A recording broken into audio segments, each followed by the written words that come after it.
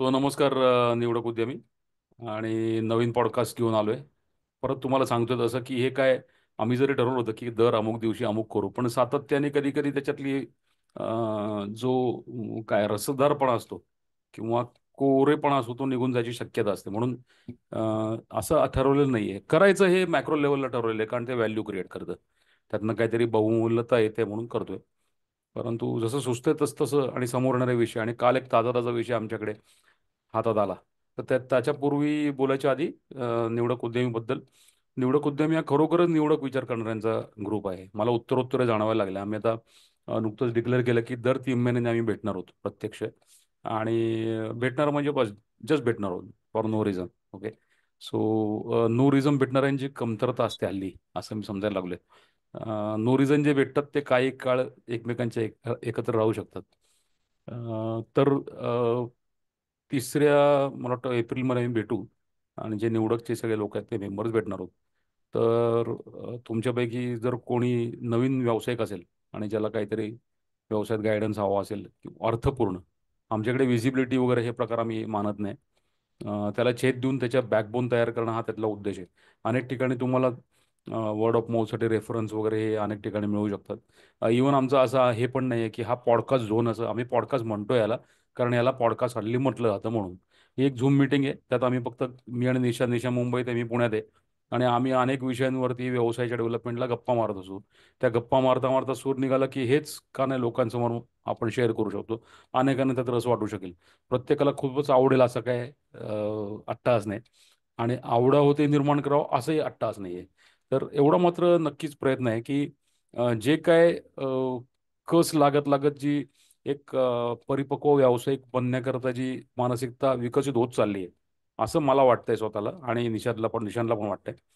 तर ती थोडीशी शेअर करताना काय थॉट प्रोसेस असेल म्हणून आम्ही हे शेअर करतो. आणि त्याच्या समोर येणारे जे व्यावसायिकाच्या समोर येणारे जे प्रश्न असतात, ते प्रश्न आम्ही आमच्या जे झूम मीटिंग असते त्याला आम्ही पथदर्शक ठरवतो, किंवा त्याच्या आधाराने जातो. ते आम्हाला दिशादर्शक ठरवतो आणि त्याच्यानुसार आम्ही जातो. तर असं हे ठरवलेलं आहे. तर निवडक उद्यमीचं तुम्हाला जर रस असेल जॉईन होण्यात, हा सशुल्क ग्रुप आहे. 3,540 रुपयाची वर्षाची फी आहे. तुम्हाला रस वाटला, काही वाटला तर तुम्ही जरूर या. आधी कॉन्टॅक्ट करा. लगेच काय आम्ही पैसे घेऊन जॉईन करून घेत नाही, परंतु थोडंसं बोलून मग आपल्याला जॉईन होता येईल. एनिवे, हे याच्याबद्दल पुरेसं झालं, एवढं बोललो. आजचा विषय असा आहे की कालच आमच्या ग्रुपवरती, परत पूर्वी आम्ही हा विषय जो घेतला जातो की गुगलचे रिव्ह्यूज कमी होत आहेत, अशी लोकांची तक्रार आली, दोघांची तक्रार आली. तर ते तर ठीकच आहे. टेक्निकली काय करायचं मी ग्रुपवर टाकलं, त्यांना सांगितलं सगळं व्यवस्थित, स्टेप बाय स्टेप ते त्यांचे लोक करतीलच. पण मुळातच रिव्ह्यूज हल्ली जे वाढले, हाच तुमचा व्यवसाय असावा का? याच्या बेस तुमचा व्यवसाय असावा का? आणि रिव्ह्यूज असण्याच्या पूर्वी काय पूर्वी व्यवसाय नव्हते का? किंवा पूर्वी कसे करायचे? किंवा शतकानुशतकं जे व्यवसाय डेव्हलप होत चाललेत, मोठे मोठे कॉर्पोरेट्स, बहुराष्ट्रीय कंपन्या, पर्टिक्युलरली म्हणजे मी बहुराष्ट्रीय कंपन्या जास्ती, त्यात कशा डेव्हलप होत चालल्या, त्याच्या मागे कारण काय आहे? तर एकंदरीतच आपण एक परिपक्व व्यवसाय होण्याकरता रिव्ह्यूज किंवा लोक आपल्याबद्दल काय अभिप्राय देत आहेत, ही स्ट्रॅटेजी ठेवावी का नाही, याबद्दल आपण थोडंसं आजचं पॉडकास्ट घेतोय. तर त्याच्यात मी पहिलं निशांतला सांगेन की निशांत स्वतःचा बॅगचा व्यवसाय आहे निशांतचा. निशांतला पण नुकताच एक प्रश्न आला होता. वेगवेगळ्या प्रकारे प्रश्न पडतात हे, की रिव्ह्यूजने करायचं का, काय करायचं वगैरे वगैरे. तर पहिलं निशांत, मी तुला रिक्वेस्ट करतो की थोडंसं तुझं, तू याच्याविषयी जे मत आहे ते मांडावस. धन्यवाद. थँक्यू.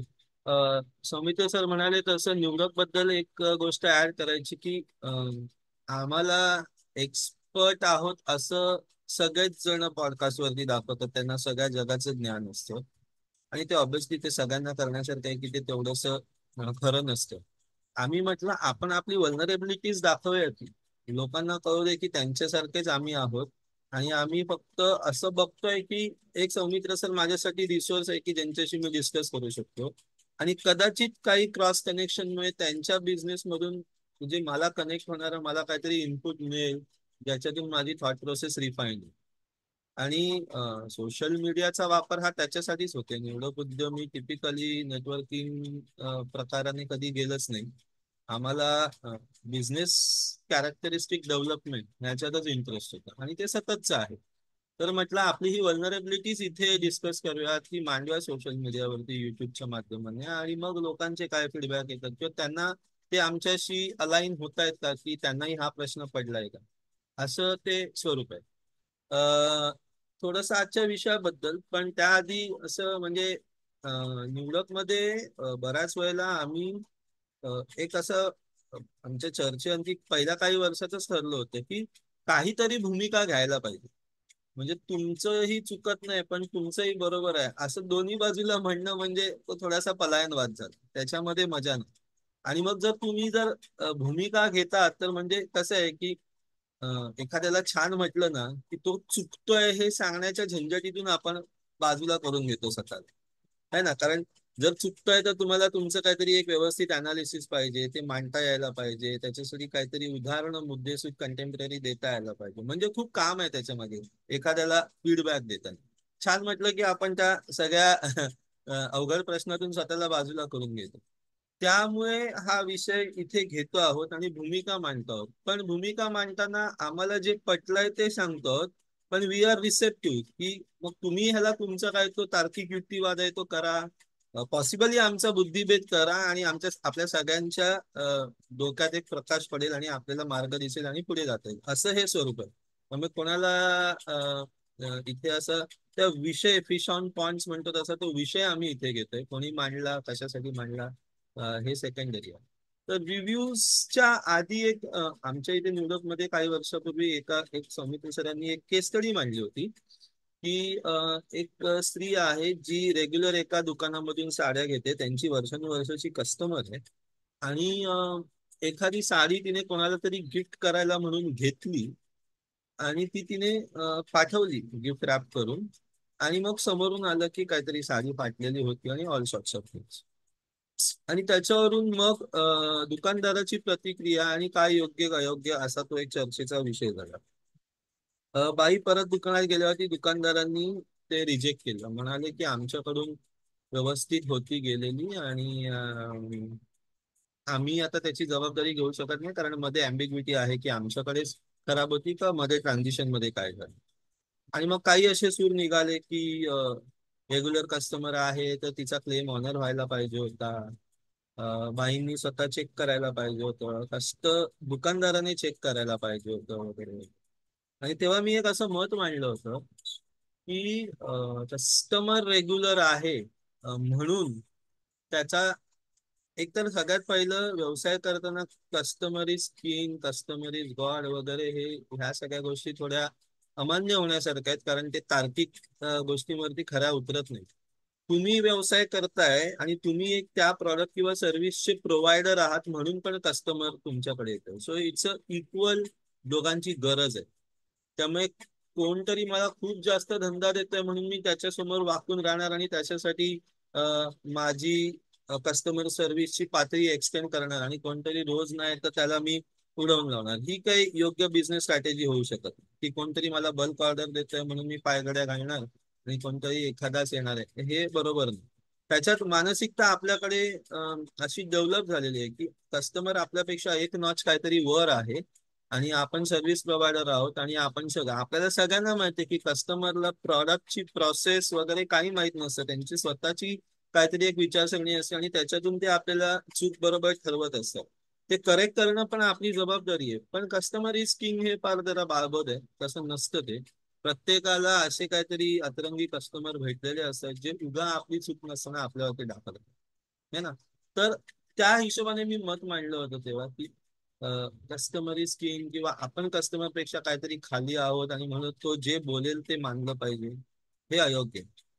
आता त्याचाच जर भाग आपण ह्या टेस्टिमोनी रिव्ह्यूज आणि ह्या गोष्टीला कनेक्ट केला ना, तर दोन चार गोष्टी जाणवतात त्या अशा की रिव्ह्यूज मधून लिटरली तुम्ही काय माइंडसेटने बिझनेस करताय, आणि तुम्हाला कशा पद्धतीने पुढे जायला पाहिजे हे समजतं का. रिव्ह्यूज टेस्टिमोनियल हा एक वन ऑफ आस्पेक्ट असू शकतो, फीडबॅक सिस्टम असू शकते की लोक तुमच्याबद्दल काय बोलतात. पण ती एकमेव आहे का, आणि त्याला किती वजन देऊन त्याच्यावरतीच आपला बिझनेसची पूर्ण स्ट्रॅटेजी बेतायची, हा एक विचार करण्यासारखा प्रश्न आहे. कारण म्हणजे याला समांतर उदाहरण, मी कधी काही आम्ही केटरिंग बिझनेस मध्ये काम करतो ना, अं, जेवणाची वेळ झाली, आम्ही शेफ अँड डिश लावल्या आणि सगळं रेडी केलं की आम्ही टेस्टिंग म्हणून यजमानांना एक ताट बनवून रेडी करून द्यायचं. आता हे ना सर प्युअरली परसेप्शन मॅनेजमेंट. त्याने त्या मोमेंटला काहीतरी सांगितलं की हे कमी झालं, हे जास्त झालं, तर एवढ्या मास लेवलला भाजी भात डाळ जे काय बनलेलं असेल ते लास्ट मिनिट रिपेअर करता येणं निव्वळ अशक्य आहे. थोडंसं 19-20 होईल, म्हणजे तिखट झाले असेल तर लिंबू पिळलं वगैरे, दॅट्स ऑल. पण हे तुम्हाला आधी कळवलेलं आम्ही. आता तुमच्या कोणीतरी पाहुण्यांनी येऊन एकदम सिरियस टर्न फीडबॅक देऊ नये की ही भाजी बरोबर झाली नव्हती का, अळणीच होती वगैरे. तुम्ही यजमान म्हणून तुम्हाला माहित असलं पाहिजे, एवढंच त्याच्यातून हेतू साध्य करण्याचा प्रकार. पण ते दिल्यानंतर लोक काय ते सांगतात, अग्री करतात मोस्ट ऑफ द टाइम्स की हा तुम्ही आता बुफे लावा वगैरे. पण मला असं जाणवलं की मोमेंट तुम्ही कधीतरी त्यांना विचारता ना की सर कसं वाटलं जेवण झाल्यानंतर, तुम्हाला एक्सपेक्ट असतं की ते छान बोलतील वगैरे. मोस्ट ऑफ द टाइम्स ते बोलतात, पण त्याच्यात फंडामेंटली त्या प्रश्न विचारण्यात एक चूक आहे. तुम्ही केटर आहात, तुम्ही तज्ज्ञ आहात, तुम्ही तुमच्याकडे मल्टिपल आयट्रेशन मध्ये ते प्रॉडक्ट मास लेवलला बनवून त्याची टेस्ट व्हेरीफाय करत करत तुम्ही एका बेस्ट कॉम्बिनेशनला आलेलात, म्हणजे किती रेशो मध्ये काय पडलं पाहिजे. तरी सुद्धा एखाद्याला तुम्ही संधी देताय विचारून त्याचा मोठेपणा दाखवण्यासाठी. आणि हे लोक करतात ना की मला जरा जास्त समजतंय, 60चे असतील तर ते म्हणणार की मी 1760 ठिकाणी लग्नात खाल्लेलं आहे म्हटल्यानंतर ते काहीतरी आपल्याला फीडबॅक देईल. आता हे चुकीचं अशासाठी आहे की तुम्ही तज्ज्ञ आहात. तुम्ही प्रश्न जेव्हा असा विचारतो ना कसं जेवण झालं, तुम्हाला डिफेंड करायची तुम्ही संधीच सोडलीत पाहिजे. पहिलं त्याला तुम्ही तुमच्या लेवलला आणलं, त्याला जरी समजत नसतं तरी, आणि मग तो काहीतरी फीडबॅक दिल्यानंतर तुम्हाला काउंटर इंट्युटिव्ह काय थिअरी नाही, तुम्हाला सारवाच करायला लागेल. तर मुद्दा तसा विचारायलाच का जा. आणि हे मी माझ्या अकलेने शिकलो आणि त्या दिवसापासून मी बंद केलं कोणाला. आणि आम्ही ठरवलं आमच्या लेवलला, आम्ही 3 पार्टनर होतो की विचारायला जायचं नाही. त्यांना देऊ दे काय तो द्यायचंय, तो फीडबॅक देऊ दे, अप्रिसिएशन देऊ दे वगैरे. आता तोच भाग जर हे रिव्ह्यू मागणं ह्या प्रोसेसला लावला ना, तर समोरून मागणं म्हणजे 2-3 गोष्टी होतात. आता त्याच्यात परत म्हणतोय, भूमिका घेण्याच्या हिशोबाने हा शब्द वापरतोय की एवढं हपापले पण कशासाठी, मागायची गरज का भासते. एखाद्याने निगेटिव्ह फीडबॅक जरी दिला तरी तुम्हाला माहिती आहे की तुम्ही काय स्ट्रॅटेजीने बिझनेस करताय, तो पोर्शन तुम्ही ऑलरेडी व्यवस्थित अनालाइज करून त्याच्याबद्दल काहीतरी एक तुमचं गाईडलाईन्सच्या हिशोबाने तुम्ही चालताय. आणि मग तुम्ही ते बदलणार आहात का. आणि जर तुम्ही त्या गाईडलाईन्सचा आधी विचार करून तशी तुमची बिझनेसची स्ट्रॅटेजी बेतलेली नाही तर तुमचा ग्रोपार्ट कमी पडलाय. मग त्याने काहीतरी बोलल्यानंतर किंवा निगेटिव्ह फीडबॅक दिल्यानंतर मी तो रिव्ह्यू काढून टाकणार, किंवा त्याच्याने मग मी उपरती झाल्यासारखं रिॲक्टिव्ह मोड मध्ये जाऊन माझी काहीतरी बिझनेस स्ट्रॅटेजी बदलणार. हे चुकीचं आहे ना. तुम्ही व्यवसाय करता, तुम्हाला तुमच्या व्यवसायाच्या सगळ्या अंगांबद्दल माहित असतं. प्लस कन्झ्युमर बिहेवियरचा विचार करता लिटरली आता मला माहिती आहे फूडसाठी तुम्ही रेस्टॉरंट वगैरे शोधायला जाता जेव्हा, तेव्हा बरेच लोक बघतात की किती किती नंबर ऑफ रिव्ह्यूज आहेत आणि काय स्कोर आहे. पण जर तुम्ही एक कोर विचार केला की फूड हे व्हेरी इंडिव्हिज्युअल परसेप्शन आहे. मित्र सरांना कारल्याची भाजी आवडू शकते, मला नाही. तर मग प्रत्येकाचा फीडबॅक वेगळा येईल ना त्याच्यातून. आणि मोस्ट ऑफ द टाइम जेवण वेळेत नाही आल्याचा फीडबॅक जेवणाची टेस्ट चांगली नव्हती असा दिला ना. त्याच्यात मुंबई सारख्या ठिकाणी मी बघितलंय कॉस्मोपॉलिटन लोक राहतात, त्यांच्यासाठी आता हे उदाहरण दाखल सांगतात, त्यांच्यासाठी झणझणीतपणा म्हणजे टेस्टी असा एक अपभ्रंश आहे. समजा नॉर्थ इंडियन लोकांनी मालवणी जेवण नॉनव्हेज खाल्लंच नसेल तर ते त्यांना आवडणार आहे. आणि मग ते त्या आवडलं झणझणीतपणाला ते टेस्टी असं म्हणणार. म्हणजे काय म्हणायचंय की रिव्ह्यू वरून तुम्हाला खरोखर समजतं का की काय चाललंय आपल्या बिझनेस बद्दल. पुढचा मुद्दा असा की रिव्ह्यूज मॅनिप्युलेटिव्ह असू शकतात ना. मी माझ्या मित्राला सांगितलं अरे चेरीपिक बॅग बद्दल चांगलं बोल. मला आता कोणतरी मला मी आता ऑक्टोबर महिन्यामध्ये मागच्या वर्षी मी विलाज वगैरे बघत होतो पिकनिकसाठी, तेव्हा दोघं तिघं जण लोणावळ्यातून माझ्या मागे पडले की आमचे तुम्ही रिव्ह्यूज बघा. मी म्हटलं दे ना त्यांचा नंबर, ज्यांचं पण तू म्हणतोयस ना त्यांचा नंबर दे, मी बोलतो त्यांच्याशी. द्यायला तयार नाही. म्हणजे जर तुम्हाला व्हॅलिडेशन करायचं असेल तर अशा गोष्टी तुम्ही करू शकता ना. मला खरं तर त्याच्याने काही फरक पडणार नव्हता, पण मग ती फुलप्रूफ स्ट्रॅटेजी नाहीये तर तुम्ही कशाला करताय. आणि मग मला असं म्हणायचं की खरं तर आता जमाना असा आहे की skin in the game theory म्हणतात ना, तो एक रुका हुआ फैसला. तुमचं पण काहीतरी, तुमची पण नेकलाईन असली पाहिजे तिकडे, की काय फटका पडला तर तुमचं पण काहीतरी पणाला लागलेलं असलं पाहिजे, तुम्हाला चिमटा बसायला पाहिजे. ते जेव्हा तुम्ही कस्टमरला दाखवता ना, तेव्हा खरा ट्रस्ट बिल्ड होतो. आणि ट्रस्ट बिल्डिंग हा ब्रँड बिल्डिंगचा फार महत्वाचा घटक आहे. की म्हणजे आता सौरभ मुखर्जी बद्दल आपण बोलतो, तो म्हणतो मी कमवलेले पैसे, माझ्या आई वडिलांचे पैसे पण मी तुम्हाला जे स्टॉक सजेस्ट करतोय त्याच्यात आहेत. आणि हा डिस्क्लेमर आहे माझा, पब्लिक मार्केटमध्ये माझ्या वेबसाईटवर तुम्हाला हे दिसणार आहे. पूर्वी सर पुण्या मुंबईत असायचं ना, की आमचे मालक इथेच जेवतात. त्याचं रिझन आहे का ते होतं, म्हणजे म्हणजे मला काहीतरी चांगलं समजलंय, तुम्हाला वेगळं सांगतो, आणि मी काहीतरी दुसरं माझ्यासाठी बेस्ट वेगळं कोर काहीतरी काढून ठेवलंय आणि मी ते अप्लाय करतोय, असं नाही. तर ह्या रिव्ह्यूजच्या अगेन्स्ट मध्ये स्किन इन द गेम थिअरीने जर तुम्ही गेलात, ट्रान्सपरंट राहिलात, कारण इंटरनेटमुळे ना बऱ्याच गोष्टींची सत्य असत्यता पडताळून पाहता येते. मग तोंडावर आपटण्यापेक्षा काय आहे? काल कोणीतरी जॉन डी रॉकफेलरच्या नावाने 15 कोट दिले होते. मी त्याला विचारलं की अरे तुला जॉन डी रॉकफेलरचं नाव का लागतं म्हटलं तुझी गोष्ट विकायला. मला त्याचा आज सकाळी रिप्लाय आला, कारण तुझं नाव लावण्या एवढं तू वर्दी नाहीयेस. मी म्हटलं ओके, मी मान्य केलं, मी वर्दी नाही. आता तरी काहीतरी पुरावे दे की तू जॉन डी रॉकफेलरचं नाव का वापरलंस, खरंच त्याने हे बोललंय. तर परतवलं मी त्याच्यावरती. तर हे कसं इन्स्टंट फीडबॅक सिस्टम पण आहे, इंटरनेट रिव्ह्यूज हे ते. पण खऱ्या अर्थाने सत्य असत्यता पडताळता येते. म्हणून ट्रान्सपरंट राहणं हे सस्टेनेबल बिझनेस मॉडेल आहे. जे बोलतायत तसंच वागा. त्या अनुषंगाने पण रिव्ह्यूजला जर आपण परत त्या चष्म्यातून बघितलं ना, तर त्याच्यातून बरंचसं काही करण्यासारखं नाहीये. आणि मग कंझ्युमर लिटरली बघतात का, आता समजा फूडचं एक उदाहरण घेतलं, ट्रॅव्हल ह्या बिझनेसमध्ये जे मला जाणवलंय ते की केसरीचे जे मेजर कस्टमर्स आहेत ते वयस्कर मंडळी आहेत. कारण त्यांच्या वयस्कर मंडळींसाठीचा जो एक प्लान आहे, आय मे बी रॉंग, पण माझ्या आजूबाजूला जे मी बघितलं, वयस्कर मंडळींचा जो युरोप टूरचा प्लान आहे तो भन्नाट आहे. आणि लोक मग माउथ पब्लिसिटीवरती जातात. आता ही वयस्कर मंडळी तुमच्यासाठी रिव्ह्यू बघून डिसिजन घेणार आहेत का, की मला केसरी थ्रू जायचं आहे, की मग विना ताईंकडे जायचं आहे, का अजून कोणाकडे जायचं. एकाच ठिकाणावर निघालेल्या दोन कंपनी. तर हाही एक भाग आहे. मग ते ते कस्टमर तर तुमच्यासाठी अनअटेंडेडच झाले. मग तो रिव्ह्यू तुम्हाला पूर्ण पिक्चर दाखवतो का, असं. अं, अं, मग ह्या सगळ्या गोष्टींचा विचार करता रिव्ह्यू साठी आपण समोरून मागायला जाणं, की मला तर लोकांनी सगळं डिलिव्हरी झाल्यानंतर छान म्हटल्यानंतर मी त्यांना म्हणतो की कन्सिडर रेकमेंडिंग, कन्सिडर हा शब्द वापरतो मी, consider recommending cherry pick bags to your friends, colleagues and relative. विचार करा, करा तसं म्हणत नाही. तुम्ही केल्याने माझा धंदा कमी होणार आहे की मला त्याची अत्यंत गरज आहे, हा मला मेसेज द्यायचा नाही. मी माझ्या एका सस्टेन लेवलला मला काय माहितीये ते समजून उमजून करतो आहे. तुम्हाला जर छान वाटलं तर तुम्ही बघा, विचार करायला लोकांना रेकमेंड करायचं ते. म्हणजे मला माझ्यावरती विश्वास आहे असा तरही त्याच्यातून मेसेज येतो. असे बरेचसे कंगोरे आहेत ज्या हिशोबाने टेस्टिमोनियल रिव्ह्यूज ह्या गोष्टींकडे खूप जास्त वजन देण्याची गरज भासत नाही, असं मला मत मांडायचं आहे. ओके. Thank you, thank you. मला काय वाटतं ते सांगतो हो. याच्या. पहिली गोष्ट म्हणजे तुझे सौरभ मुखर्जीचं उदाहरण घेतलंस, बोललास आता. ते एकदा खूप पूर्वी तू मला बोललेलास आणि मी ते खूप ठिकाणी मी एक आदर्श म्हणून ठेवलेले आहे स्वतःसाठी. हम्म. हम्म. की तुम्हाला सांगितलंस की 1991 पासून त्यांनी 20 भारतीय कंपन्यांचा असा अभ्यास केला हम्म. की ज्यांची उत्तरोत्तर जी नेटवर्थ आहे ती हम्म. 15 ते 20% दरवर्षी वाढत आली आहे, हम्म. कुठलीही परिस्थिती आली तरी सुद्धा. हम्म.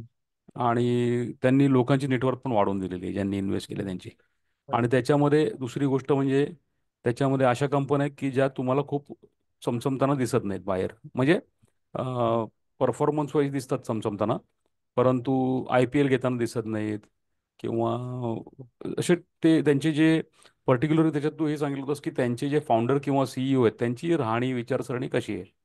तर ही एक गोष्ट तू सांगितली होतीस की ते BSO मध्ये अडकत नाही, ब्राईट शायनी ऑब्जेक्ट्स मी त्याला म्हणतो, त्याच्यामध्ये ते गुंतत नाहीत.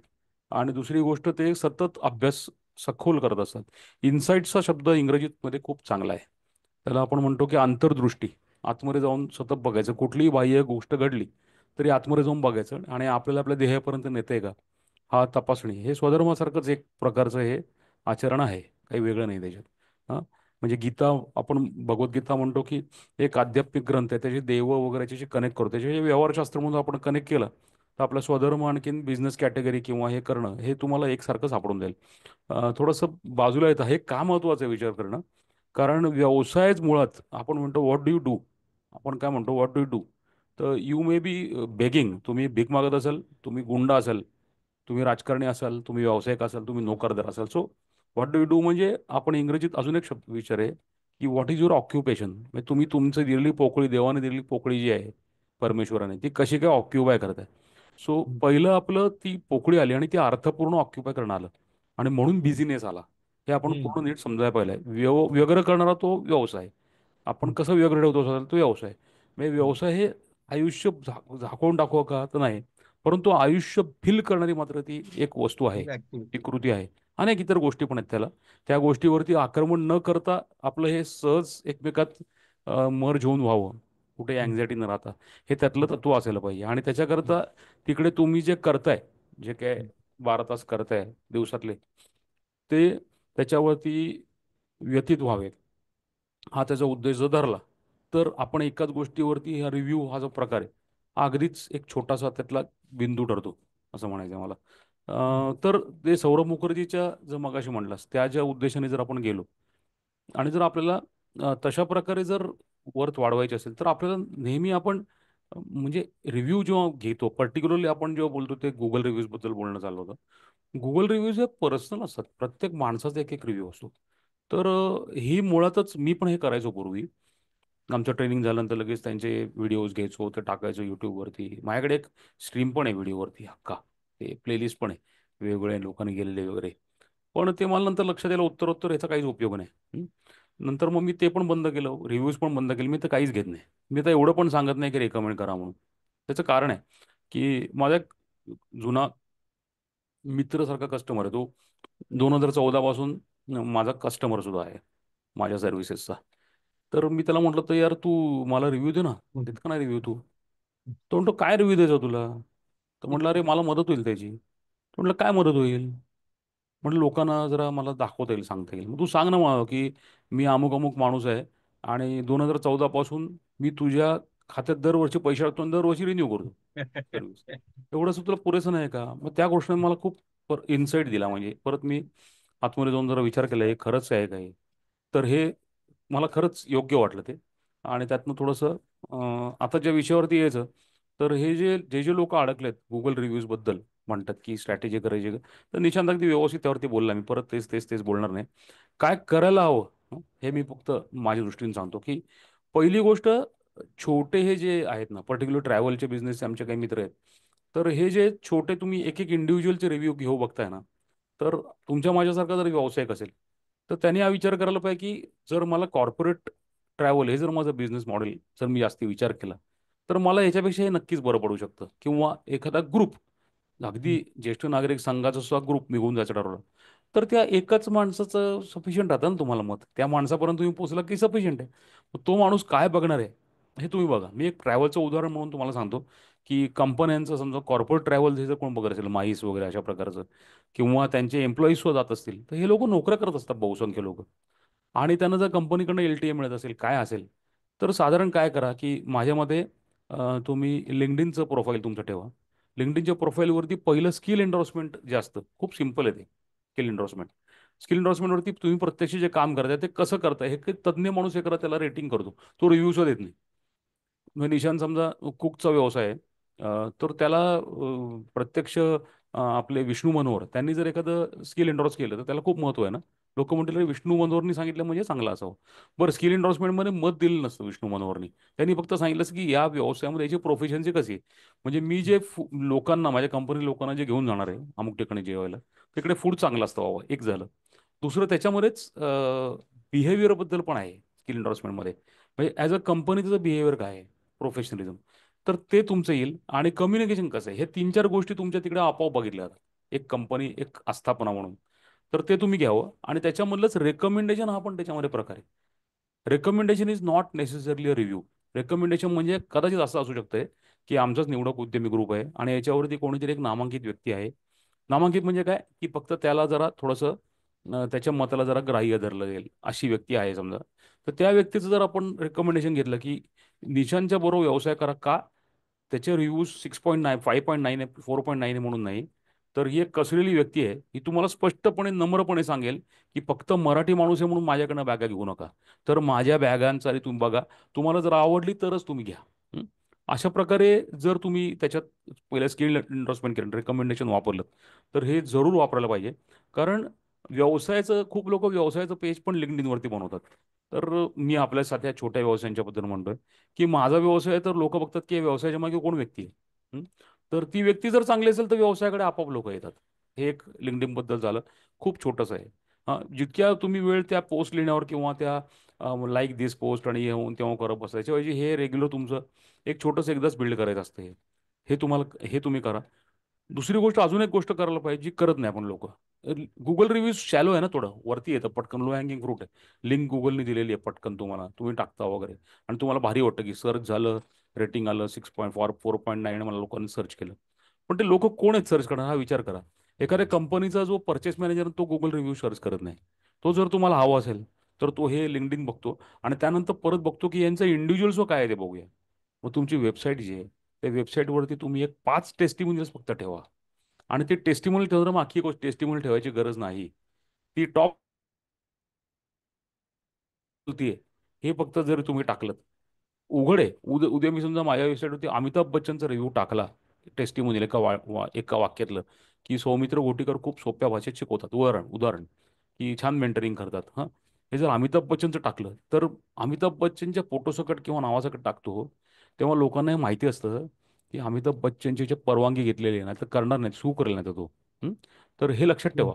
तर ही छोटीशी गोष्ट आहे. उद्या एखाद्या संस्थेचा अध्यक्ष त्याचं नाव टाकलं आपण, पण ती गोष्ट लोकांना लोक एवढे समजदार असतात.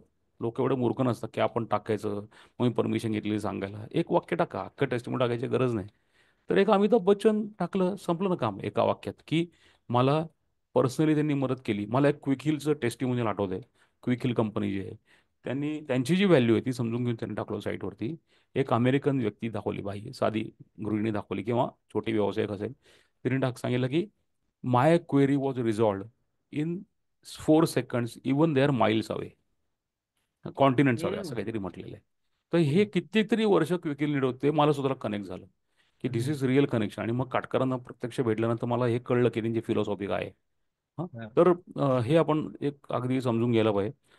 तर या 2-3 गोष्टी जरी केल्या तरी पुरेसं आहे. हम्म. आणि याला जरा तुम्ही, जेव्हा तुमचे जर रिव्ह्यू कमी होत असेल, आता सूर असा होता की ते कमी होतात ना रिव्ह्यूज आता सध्या लोकांचे, हा एक सूर आहे साधारण चाललेला. तर take it as a opportunity. प्रत्येक ज्या ज्या लोकांनी यशस्वी झालेत ना, मी अगदी क्लिशे वाक्य बोलतोय खूप, पण तरी सुद्धा ही एक संधी म्हणून घ्या की हे झालेलं तर आता मला काय करता येईल. म्हणजे माझं काहीतरी चुकीचं चाललेलं आहे. काल रोहित शर्माने शतक केल्यानंतर परवा त्याचं छोटंसं आलंय त्याच्यामध्ये.